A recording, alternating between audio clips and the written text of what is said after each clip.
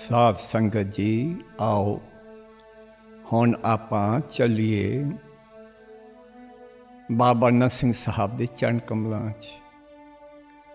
इस माया दे संसार, इस माया दे जगत तो बिल्कुल बाहर की दे पास इस युग दे उस महान आशिक दे चरण कमलां च जिसने सतगुरु की प्रतख प्राप्तगी करके नाम की जोत इस युग दे विच कल युग जगाई हुई है और जगदी रखी है उस स्थान पर चली। यह वाकया देहरादून के जंगलों का है। चक्राता रोड ते काफ़ी दूर देहरादून तो बड़ी मुश्किल नाल बाबा नरसिंह साहब के चरण कमलों च पहुँचे। बिस्तरा प्रसाद वगैरह सीस ते चुके ही उस कठिन रास्ते वादी जाना पैंदा सी। साहब के चरण कमलों च पूर्णमाशी का मुबारक दिहाड़ा सी। दीवान सजिया है शाम न, काफ़ी संगत दूरों नेड़ों पहुंची हुई है। पर इस दुनिया का एक भी सुख उत्थे नहीं सी, एक भी आराम की सहूलियत नहीं सी। जंगल ही जंगल ते जंगल का जंगली घाह जगह जिहड़ी संगत ने साफ की हुई सी। दीवान सजिया है, आरंभ हो गया। मौसम एकदम खराब होना शुरू होया है। शब्द कीर्तन हो रहा है। इन्नी देर नूं बदल गरजने शुरू, बिजली चमकनी शुरू हो गई और इन्नी जोर की कड़क रही सी कि फिर आवाज़ सुनाई ना दे। कीर्तन सुनाई नहीं दिंदा सी। बड़ी सोचां च पै हुए सी क्योंकि उत्थे तक कोई सहूलियत है ही नहीं सी। बाबा नरसिंह साहब दे तो एक पक्की ईट भी नहीं किते लगती सी। साध संगत जी बदल गरज रहा है, बिजली चमक रही है, पर की मजाल है कि बदल बरसे, बरस नहीं रहा पर आवाज़ नहीं सुनाई। कीर्तन का भोग पिया है। बाबा नरसिंह जी दे बचना का टाइम आया है, वक्त आया है। बाबा नरसिंह साहब उस मस्त लीनता चों वैरागन देवते उस लीनता चों अपने नेत्र खोले हैं, पावन नेत्र खोले हैं।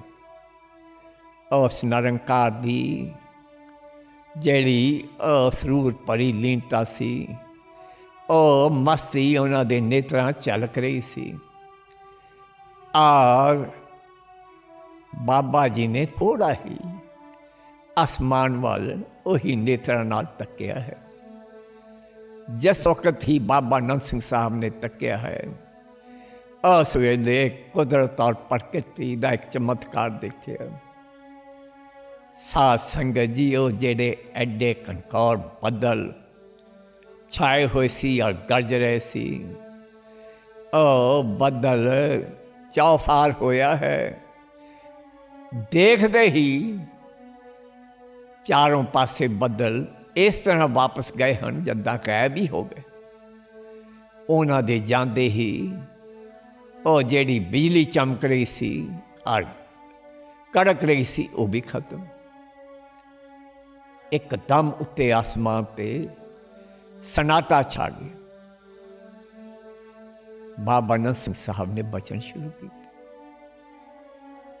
बड़ी अजीब एक होर चीज़ देखी। जिस वक्त बचन शुरू किए हैं उस वेले ਉਹ ਜਿਹੜੀ ਨਦੀ ਪਹਾੜੀ ਨਦੀ ਨੇੜੇ ਹੀ ਬਹਿੰਦੀ ਸੀ ਜਿੱਥੇ ਸੰਗਤ ਇਸ਼ਨਾਨ ਕਰਦੀ ਸੀ। ਉਸ ਦੇ ਪਾਣੀ ਦੇ ਬਹਾਵ ਦੀ ਆਵਾਜ਼ ਬਿਲਕੁਲ ਨਹੀਂ ਸੁਣਾਈ ਦੇ ਰਹੀ ਸੀ, ਬੰਦ ਹੋ ਗਈ। ਜਿਹੜੀ ਪਵਨ ਚੱਲਦੀ ਸੀ, ਜਿਹੜੇ ਪੱਤਿਆਂ ਦੀ ਆਵਾਜ਼ ਸੀ, ਉਹ ਵੀ ਬੰਦ ਹੋ ਗਈ।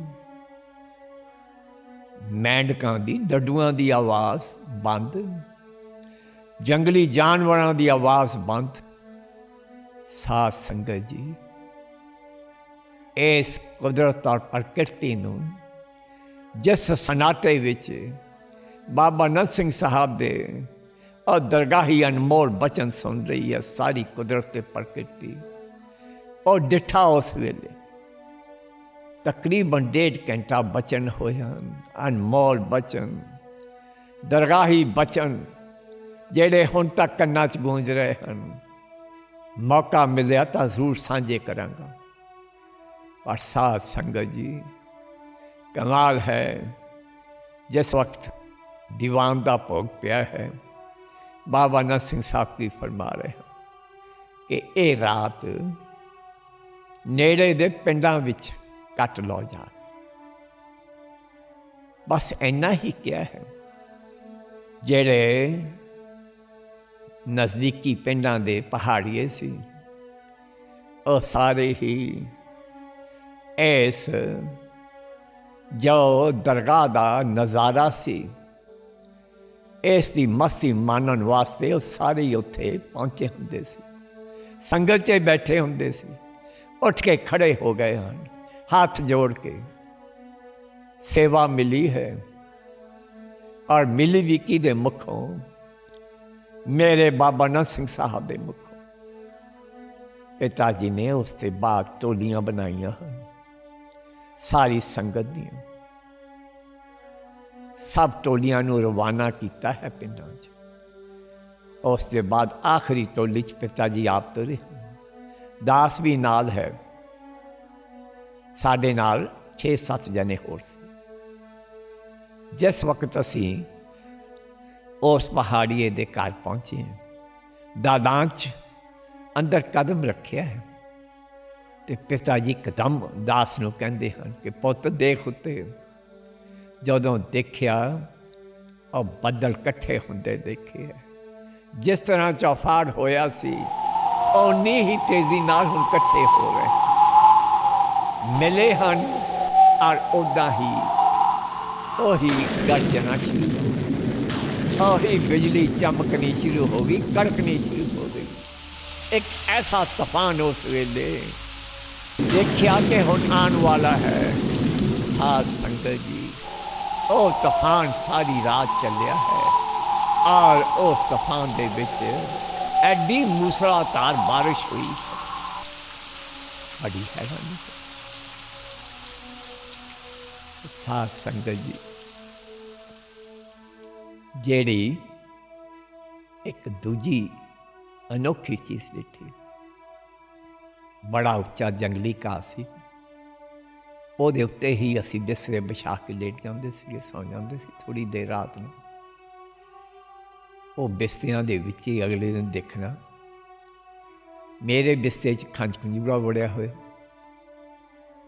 पिता जी दे बिस्ते च सप सी। ऐदां ही संगत दे कईयां दे। पर अजीब गल है, वो भी नाल बिस्ते च पै रहे है। की मजाल है, किसी नूं किसी ने कट्टिया होवे। संगत इशनान करन जाती सी नदी च रात नूं अमृत वेले। जिस वक्त इशनान कर रहे तो नदी के दूजे किनारे ते चीता आके पानी पी रहे। की मजाल है, चीते ने उन्होंने वाल देखा भी हो। बाबा नंद सिंह साहब पास जिक्र किया कि जी इस जंगल दे विच ये खतरनाक जानवर हैं। चीते का दसिया कि सप, ठूए, खंज खंजूरे ऐदा बिस्तरियां विचों निकलती हैं। बाबा नंद सिंह साहब मुस्करा पे कहन लगे, सब सेवा कर रहे हैं, ये सब सेवा कर रहे हैं। और साध संगत जी, ਉੱਥੇ ਸੇਵਾ ਕਰ ਕੌਣ ਰਿਹਾ ਸੀ? ਸੇਵਾ ਜਿਸ ਮਾਇਆ ਦੇ ਜਗਤ ਤੋਂ ਬਿਲਕੁਲ ਬਾਹਰ ਉਸ ਅਸਥਾਨ 'ਤੇ ਬਾਬਾ ਨੰਦ ਸਿੰਘ ਸਾਹਿਬ ਦੇ ਚਰਨ ਕਮਲਾਂ 'ਚ ਬੈਠੇ, ਉੱਥੇ ਸੇਵਾ ਕੌਣ ਕਰ ਰਿਹਾ ਸੀ? ਉੱਥੇ ਸਾਰੀ ਕੁਦਰਤ, ਇਹ ਸਾਰੀ ਪ੍ਰਕਿਰਤੀ, ਇਹ ਮਾਇਆ ਤੇ ਕਾਲ, ਯਮਰਾਜ, ਧਰਮਰਾਜ, ਇਹ ਸਭ ਉੱਥੇ ਸੇਵਾ ਕਰ ਰਹੇ ਸੀ।